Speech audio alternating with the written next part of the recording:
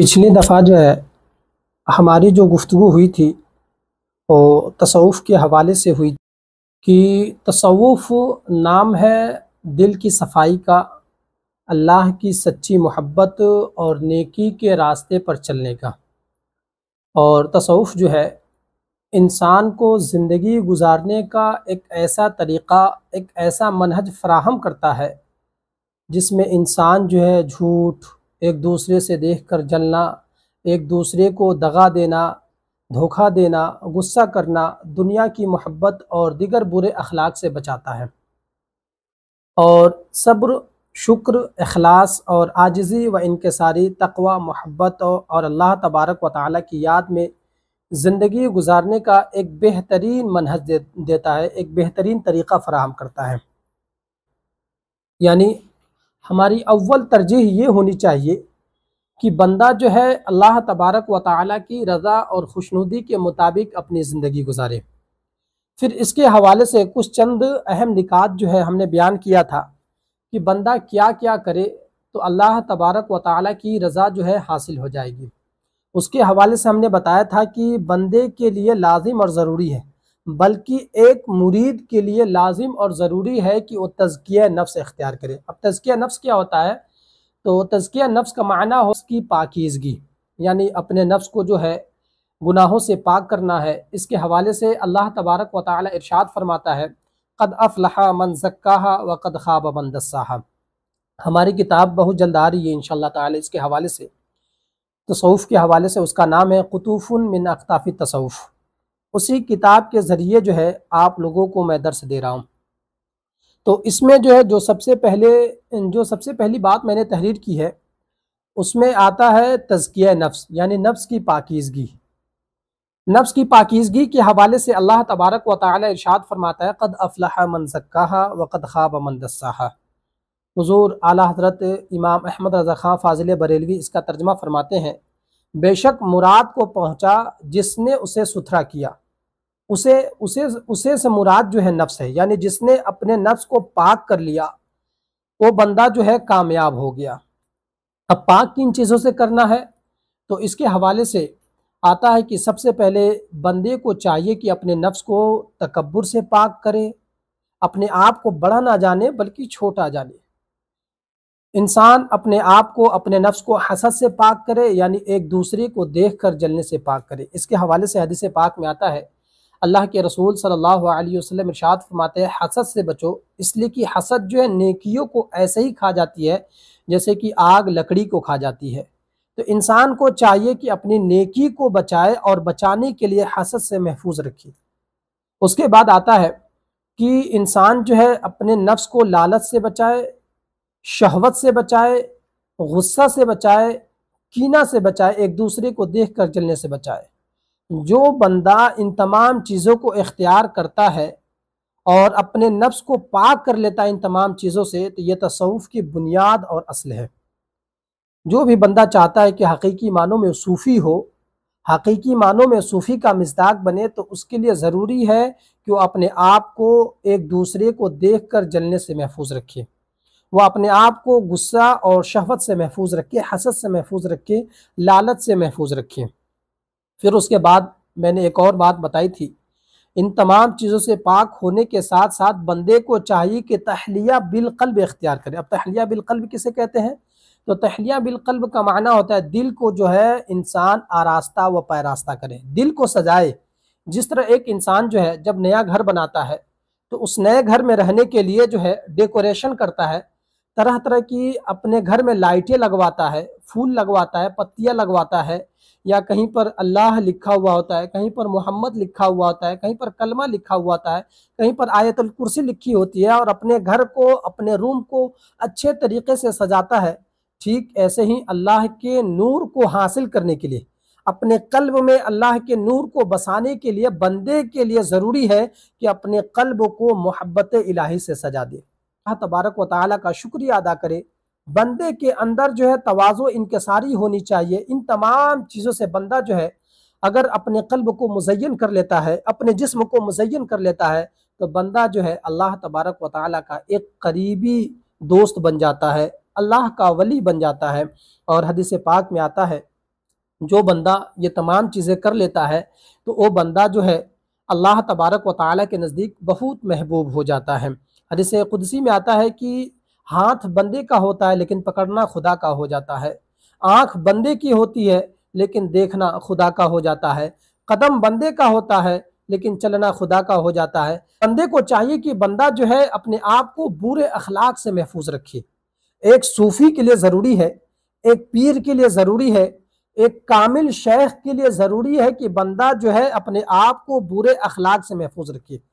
اگر برے اخلاق سے بندہ جو ہے محفوظ رکھتا ہے تو اللہ تبارک و تعالیٰ کا قرب حاصل کر لیتا ہے، اللہ کا قریبی بندہ بن جاتا ہے۔ اب اس کے لیے کیا کرے؟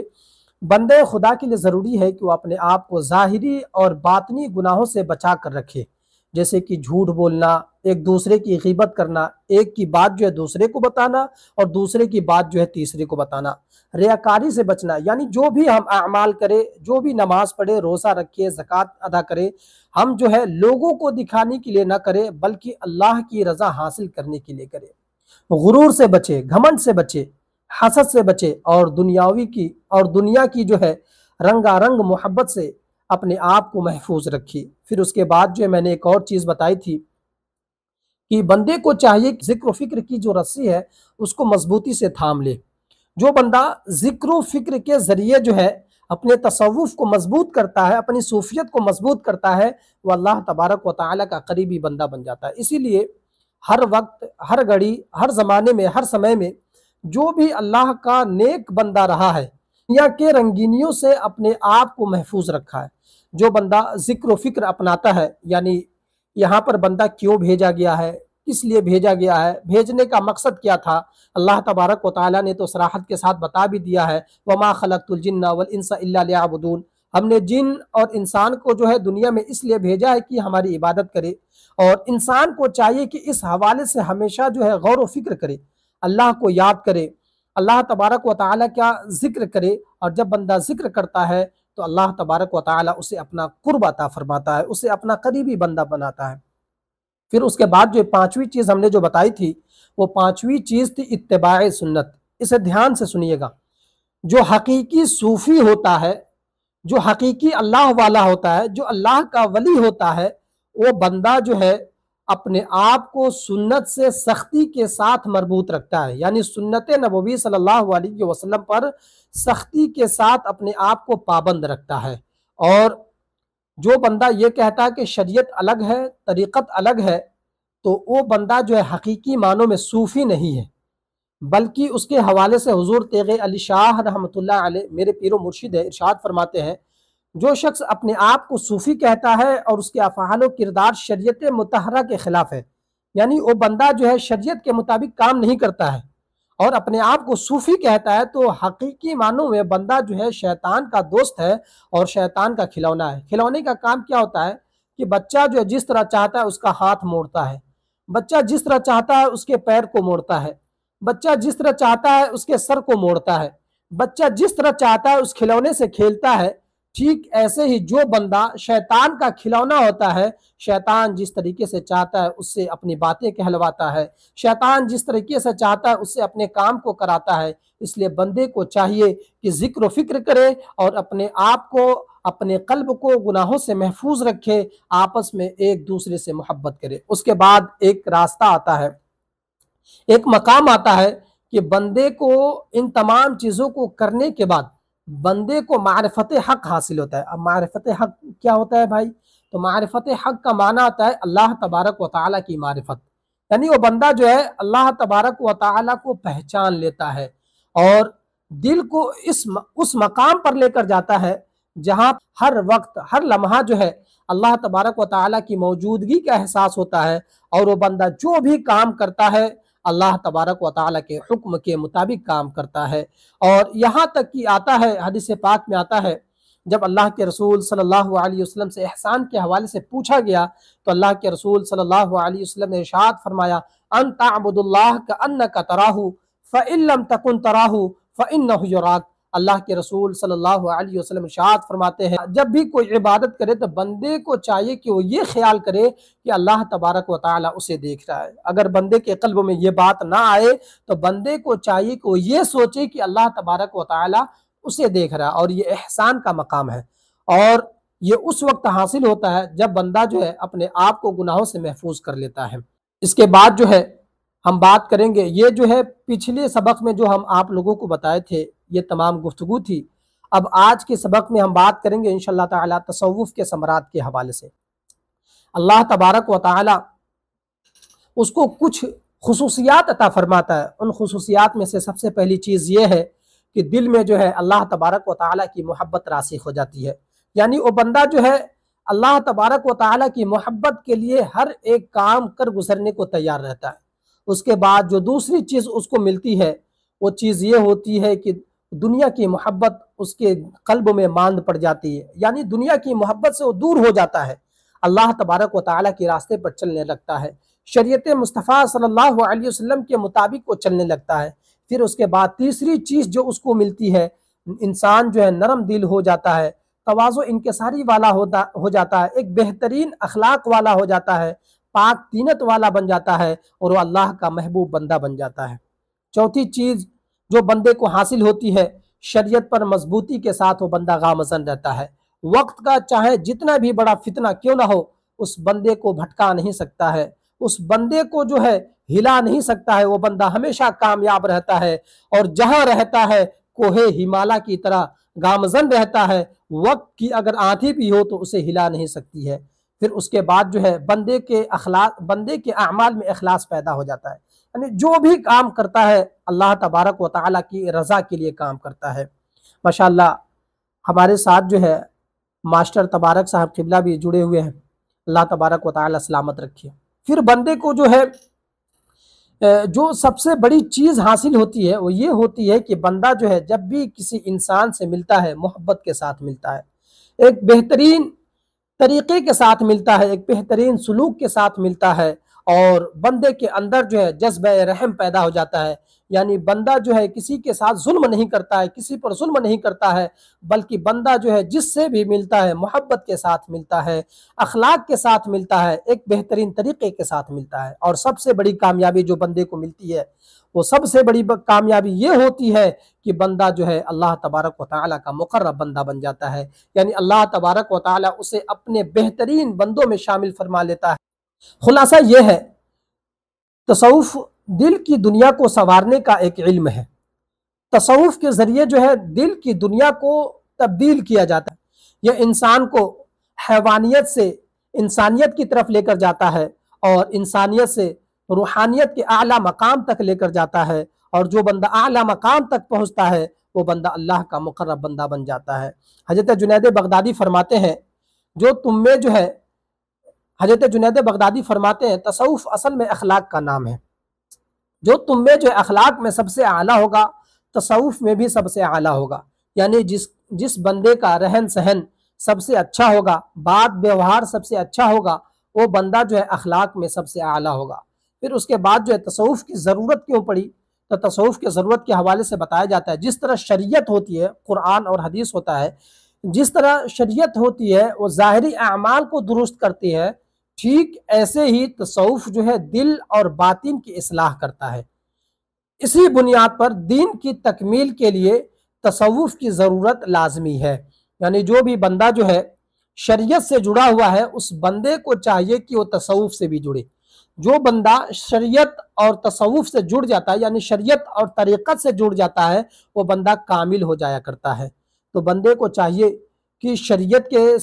جس طرح شریعت کے دامن کو مضبوطی سے تھاما ہے ایسے ہی طریقت کے دامن کو مضبوطی سے تھامے۔ جب شریعت اور طریقت کا سنگم اختیار کر لیتا ہے تو بندے کے سامنے جو ہے حقیقت ظاہر ہو جاتی ہے، اور جب بندے کے سامنے حقیقت ظاہر ہو جاتی ہے تو اللہ تبارک و تعالیٰ کی معرفت حاصل ہو جاتی ہے۔ یاد رکھے جو حقیقی معنوں میں صوفی ہوگا وہ ایک شریعت کا بھی فالور ہوگا اور طریقت کا بھی فالو کرنے والا ہوگا،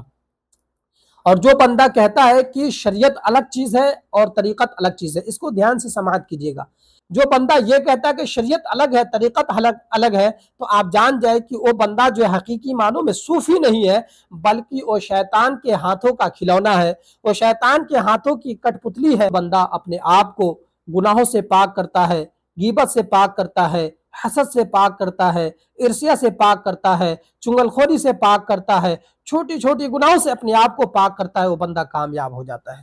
ہم چاہتے ہیں حقیقی معنوں میں کامیاب ہو، ہم چاہتے ہیں حقیقی معنوں میں صوفی بنے، ہم چاہتے ہیں کہ حقیقی معنوں میں اللہ تبارک و تعالیٰ کا قرب حاصل ہو، ہم چاہتے ہیں کہ حقیقی معنوں میں اللہ کے ولیوں میں ہمارا شمار ہو، تو ہم کو چاہیے کہ ہم تصوف کے راستے پر چلے، تصوف کا راستہ اختیار کرے، جہاں ایک ہاتھ میں شریعت ہو وہیں دوسرے ہاتھ میں تصوف ہو، اس لیے کہ شریعت اور طریقت دونوں جو ہے ایک ہی پھل کا نام ہے، اور جو چاہتا ہے اس پھل کو کھائے تو اس کو جو ہے شریعت کا راستہ بھی اختیار کرنا پڑے گا اور طریقت کا راستہ بھی اختیار کرنا پڑے گا۔ باطن کی اصلاح کے حوالے سے آپ ارشاد فرمائے، باطن کی اصلاح کے بغیر جو ہے ظاہری عمل جو ہے ناقص رہتا ہے، یعنی جب تک ہم اپنے قلب کو، اپنے نفس کو گناہوں سے پاک نہیں کریں گے، ظاہری عمل ہمارا ناقص ہوگا، نامکمل ہوگا۔ اور ان ظاہری عبادت کو کامل بنانے کے لیے ضروری ہے کہ بندہ جو ہے اپنے قلب کو گناہوں سے پاک کرے، یعنی اصلاح نفس کرے، تزکیہ نفس کرے۔ جو بندہ تزکیہ نفس اختیار کر لیتا ہے، جو بندہ اپنے آپ کو گناہوں سے پاک کر لیتا ہے، تو اس کی نماز بھی قبول کی جاتی ہے، حج بھی قبول ہوتا ہے، اور جتنے بھی ظاہری افعال ہوتے ہیں ان تمام چیزوں کو اللہ تعالیٰ قبول کرتا ہے۔ یاد رکھے، انسان کے اندر دو ظاہری چیز ہوتی ہے، یعنی انسان جو ہے، انسان کے پاس دو پہلو ہوتا ہے، ایک جسم ہوتا ہے اور ایک روح ہوتی ہے۔ اس کو غور سے سماعت کیجیے گا۔ انسان دو پہلو رکھتا ہے، ایک جسم کا پہلو رکھتا ہے اور ایک روح کا پہلو رکھتا ہے۔ شریعت جو ہوتی ہے، یعنی قرآن و حدیث کے ذریعے انسان جو ہے اپنے جسم کی اصلاح کرتا ہے، اور تصوف کے ذریعے بندہ جو ہے اپنے روح کی اصلاح کرتا ہے۔ اگر کوئی بندہ چاہتا ہے شریعت کے ذریعے جو ہے اپنے جسم کی اصلاح کرے تو علماء کی بارگاہ میں جائے، اور بندہ چاہتا ہے کہ اپنے روح کی اصلاح کرے تو اللہ کے ولیوں کی بارگاہ میں جائے۔ ہم جب بھی مرید ہو تو ہم یہ دیکھیں کہ ہمارا پیر جو ہے شریعت کے مطابق ہے کہ نہیں، طریقت کے مطابق ہے کہ نہیں، وہ صحیح معنوں میں قرآن و حدیث کو فالو کرنے والا ہے کہ نہیں۔ اگر ہے تب جا کر اس سے مرید ہو، اور اگر نہیں ہے تو ہمیں یہ سوچنا چاہیے، ہمیں غور کرنا چاہیے، اگر یہ شریعت اور طریقت کا ماننے والا نہیں ہے، شریعت کے مطابق چلنے والا نہیں ہے، تو یہ جو ہے شیطان کا کھلونا ہے۔ اسی کے ساتھ میں اپنی گفتگو ختم کرتا ہوں۔ انشاءاللہ تعالی اگلی گفتگو میں ہم سماعت کریں گے کہ سرکار دو عالم صلی اللہ علیہ وسلم کی زندگی کیسی تھی، صحابہ کی زندگی کیسی تھی، اور صوفیوں کی زندگی کیسی تھی۔ انشاءاللہ تعالی ہم کوشش کریں گے کہ ہم آپ تک جو ہے صحیح جو علم ہے، صحیح جو طریقہ ہے آپ تک پہنچائے، اور آپ جب بھی مرید ہو کسی پیر سے تو آپ جو ہے ایک بہترین پیر سے مرید ہو، ایک اعلیٰ پیر سے مرید ہو، ایک قابل پیر سے مرید ہو، جو آپ کی ظاہری چیز کو بھی سنوارے اور آپ کے باطنی چیز کو بھی سنوارے، اور آپ کے جو ہے تمام اعمال پر اس کی نظر ہو، ہر جگہ جو ہے آپ کی مدد کرتا ہوا نظر آئے۔ اسی کے ساتھ میں اپنی گفتگو ختم کرتا ہوں۔ اللہ تبارک و تعالیٰ سے دعا ہے کہ اللہ تبارک و تعالیٰ ہمیں معاف فرمائے اور ہم سب کو اس کے مطابق چلنے کی توفیق و رفیق عطا فرمائے۔ اگر کسی بھائی کو کوئی سوال کرنا ہو تو سوال کر سکتے ہیں۔